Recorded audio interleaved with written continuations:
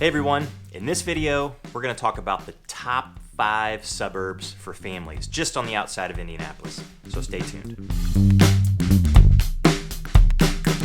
Hey everyone, welcome back to the channel. I'm Jason Compton. If you want to know everything that there is about living in Indianapolis, then this is the channel for you.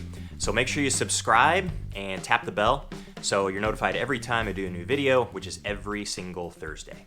So living in Indianapolis, actually in the city, just like any big city, is not necessarily for everybody. If you've got a family, you might want to live in the city, but with that family, you may not. You may be a suburb type person, or at least want to live outside of where all of the busyness takes place. I know I've got a family of 5, and so there are several factors as far as choosing a place to live that are going to go into the decision. Now, around Indianapolis, there's really a huge number of suburbs, but this list goes through the top 5 based on a few criteria really specifically geared towards families and what families might need. So things that you might be concerned about would be the safety of living in those particular areas. Maybe you don't want to live in the big city because you don't feel as though it's as safe as what the suburbs actually are. So that's part of this list. And then also, what are the schools like? You, of course, when you have kids, you're pretty concerned about their education and want to be in places where they have the best schools with the best reputation. So this list here is going to encompass those. But if you live in the suburbs, in some big cities, the suburbs are really quite small. So if you're not quite ready to live in a place that has just 1,000 or 2,000 people and really not a lot to do and not a lot of what you need, like a Costco, a Target, a Walmart, a Sam's Club, a Home Depot, a Lowe's, these are the suburbs that are actually really, really big. All of them are more than 40,000 people. In fact, they're all cities. And the difference between a town and a city is a little bit more complicated. It has to do with how the government is structured and how money actually flows through there. But these are, in fact, cities, all in and of themselves. So these would be really good places for families because of the safety, because of the schools, and the fact that they're not terribly small. They're still large enough to where you're going to have plenty to do, and you're going to have everything that you essentially need to keep your family going. And one of the other things that I like about these suburbs is that they aren't just completely residential. So it's not just house after house after house or condo after condo after condo. They actually have their own personality. And especially with a couple of them, the focus on revitalizing and really pushing the growth in the downtown area has been extensive. And I mean extensive. But they all 5 have their own personality, they have their own feel, and they have their own city center. So instead of focusing on this huge suburban sprawl, they've tried to take the focus and put it back towards the center and have people come there because there's plenty of shops, there are plenty of restaurants, there are breweries and bars and just plenty of things to do for the entire family, not just the adults, but also the kids too. And I've got some other videos that get into the details of what I'm talking about with those downtown areas of all 5 of these locations, plus some of the other suburbs that surround Indianapolis as well. All right, so let's get to the list. Coming in at number 5. Number 5 is on our south side. It's Greenwood, Indiana. And there are so many things to love about Greenwood. For instance, if you work downtown, it may be one of the better suburbs to actually live in because your commute from this suburb to the downtown area is one of the shorter ones. Now, it can still be a little extensive. If you're used to a 5 or 10 minute commute, then it's not going to work all that well for you. It's going to be a little bit agitating. But it's the suburb that's situated, as far as the mileage is concerned, about the closest to downtown Indianapolis. But if you work on the south side and you live in Greenwood, it could be a phenomenal place. And the other thing about Greenwood is that the housing in Indianapolis is the median house price, if you've heard, and I've got a video about the cost of living in Indianapolis, is around $160,000. And that's not completely giving you the full story. If you live in Indianapolis, you're probably going to pay more than that for a home, just because that $160,000, it takes into account all the homes. So we're talking about some of the worst of the worst. Super cheap homes, completely run down, basically not even livable anymore. At Greenwood, when you get out just like this in any of the suburbs, you're going to pay a little bit more for sure, but Greenwood is still extremely reasonable. So if we take a look at Greenwood, it has a population of about 58,000 people, so it's definitely pretty large in size. And the U.S. average as far as median household income is concerned is around 53,000.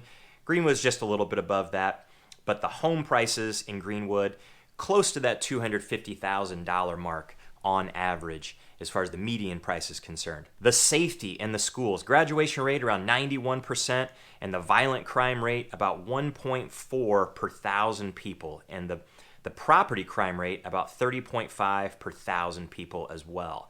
So for a community of its size, a city of its size, close to, we're talking close to 60,000 people or so, that is actually pretty impressive, without a doubt. Now, the other thing I like about Greenwood is that it's pretty green, too. They have over 14 parks there and about 270 or so acres making up those parks. So, fairly small city, definitely have enough people there in order to get all of the amenities that you want, and just a boatload of parks and good-sized parks, too. So, a lot of things to do for the kids and the parents as well. All right, coming in at number 4, we have to go back up to the north side of Indianapolis. We have Noblesville on the northeast side. And Noblesville is out there a little bit. So if you work downtown Indianapolis or down in the city, Noblesville, that's going to be a really tough commute for you. Just the sheer mileage and actually traveling from there to downtown, that's going to take some time. But if you're coming in the morning, 7:30, 8 o'clock, 8:30, the traffic is going to be really heavy. And then when you turn around and leave in the evening, 5 o'clock, 5:30, maybe even earlier than that, and of course later than that too, it's going to be rough. It's going to be a pretty long commute. But Noblesville, extremely cool community. It has one of those old town squares. The downtown area is so neat. The old courthouse sits right in the center, and you got a square around it with shops and restaurants and plenty of things to do all year long, especially in the good weather months of spring, summer, and fall. A really cool place. We've got another video about downtown Noblesville and just some of the things that you can actually get there. So you have to check that one out. But Noblesville comes in right around 63,000 people. Median income is a little bit higher, close to 75,000. Median home price is close to 300,000, but the violent crime rate 0.9 per thousand, and the property crime 9.3 per thousand. So again, super impressive for a city of its size. Extremely safe. And then that graduation rate is about 96%.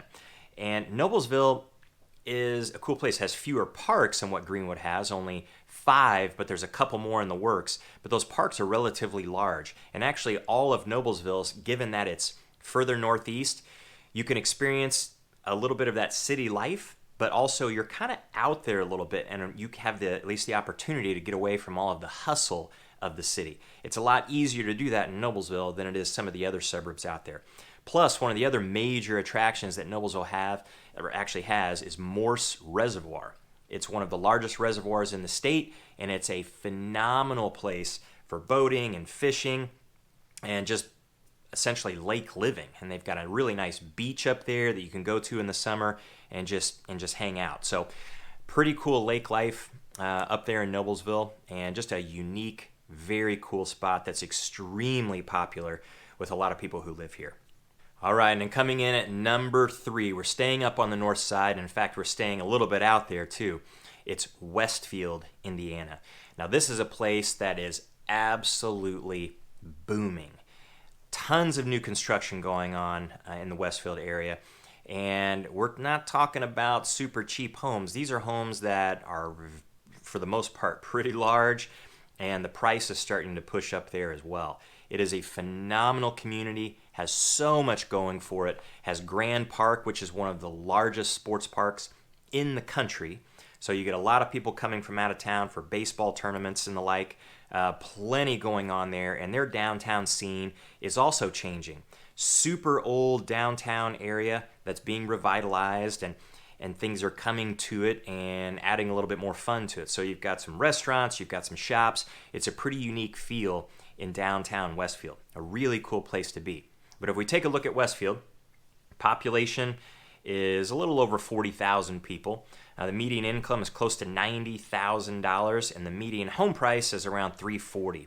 So of course, looking at this, it's getting a little bit more expensive in Westfield. Violent crime rate, about 0.3 per thousand people. The property crime rate, 9.5 per thousand. Again, super impressive for a place of its size with a graduation rate of about 95%.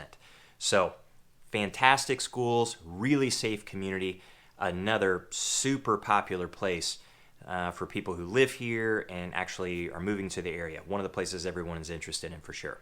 Another cool thing about Westfield is the parks. The parks are fantastic there. There's 9 community parks. There are more in the works. It's a great place to be, and especially if you work on the north side of Indy. If you work downtown Indy, though, it's just like Noblesville. Really going to be tough just because of the sheer distance. And you've got a long drive. That's just a lot of miles just to get to downtown Indianapolis. And then when you're fighting traffic, it's going to be tough for sure. But if you work the north side of Indianapolis, you're still going to run into that commuting traffic, but just because the distance is so much shorter, it may be a little bit of a better fit for you. But downtown's definitely going to be tough. Coming in at number 2, staying up on that north side, but we're getting a little bit closer to Indianapolis now, is Fishers, Indiana. Now, Fishers, Indiana has been popular for a very long time now. It's another place that has absolutely exploded. Just when you get back to 1990 or so, it just had a few thousand people. Just back in 1990.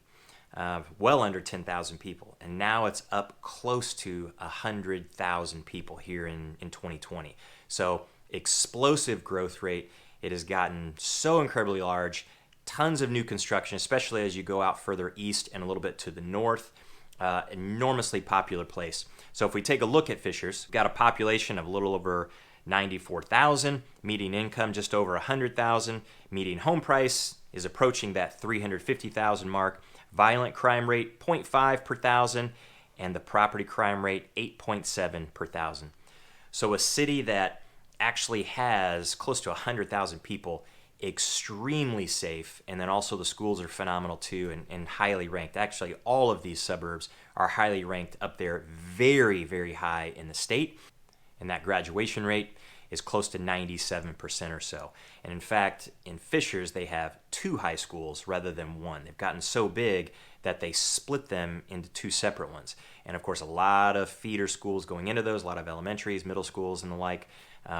So both are still fairly large, but an incredibly high graduation rate. Phenomenal schools, fantastic reputation. It's a super popular place to live. And the downtown Fishers area is extremely different from what it was just 10 years ago. This is a place that is completely being revived with a focus on walkability, easy parking, and it may not necessarily be that perfect right now because there is so much construction going on, but the vision for it in the future, in the next 5 to 10 years, it's going to be fantastic. There'll be plenty of shops, a ton of restaurants, which is something that Fishers definitely needs, unique restaurants, places that are a little bit different outside of the chains that you find. So Fishers has a lot going for it, and it's become extremely popular with people over the past 10 years, and it's really difficult to go wrong in Fishers. One of the things that makes Fishers unique compared to some of the other suburbs is just like Noblesville, is that Noblesville has Morse Reservoir, where Fishers shares Geist Reservoir, which is a much larger reservoir than what Morse is, but situated a little bit closer to the city. But Fishers does share a portion of that with some other areas around Geist, and it's a fantastic place, of course, for homes. The homes there are unbelievably nice, especially the waterfront homes. That's where you can get into your multi-million-dollar homes. But skiing, boating, fishing, just general lake life, Geist Reservoir is a really cool spot. All right, coming in at number 1. This is the city that's kind of kicked off and led the charge in that downtown revitalization. This is a place that had its explosive growth. It's slowed down a little bit at this point because it's a little bit more landlocked by surrounding cities and towns. but it led the charge in focusing on, instead of sprawling out so much with that suburban sprawl, of refocusing the attention back on the downtown area and trying to give people things to do, places to go, and really create a hub for the city. It's also a city that spent a lot on its infrastructure, specifically roundabouts. Roundabouts are kind of a unique topic here in the Indianapolis area because this city has the most roundabouts of any city in the entire country, the whole United States. And I've got a video that specifically gets into the roundabouts and why there are so many. But an unbelievably popular city on the north side of Indianapolis. So number one is Carmel, Indiana. Now, Carmel, Indiana, because it's so popular, the homes there, being in demand, are probably going to be more expensive than what you find in any of the other suburbs. You can find $1 million homes in every single suburb, but you're going to have a larger percentage of them in the Carmel area. So if we take a look at Carmel, has a population of just over 94,000, so it's pretty close to the same size as Fishers. Median income is close to $110,000, with the median home price approaching $385,000. If you're looking to go into Carmel and you're trying to stay under $300,000, it's going to be really difficult to do. You can do it, but the competition for those homes under $300,000 is incredibly intense. Very intense. They don't stay around very long, so you're probably going to spend a little bit more money there. Violent crime rate 0.5 per thousand. Property crime rate 7.6 per thousand.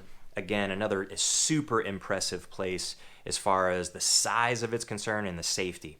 And then the schools there are top notch. It's one of the largest high schools in the state. Now, it's not a place for you if you want your kid in a very small high school setting. You have private school options in all of these suburbs, but Carmel is one of the biggest. But it has a graduation rate that is up there close to that 98-99% mark. And in Carmel, been a big focus on parks and greenways. They have 13 community parks, 4 greenways.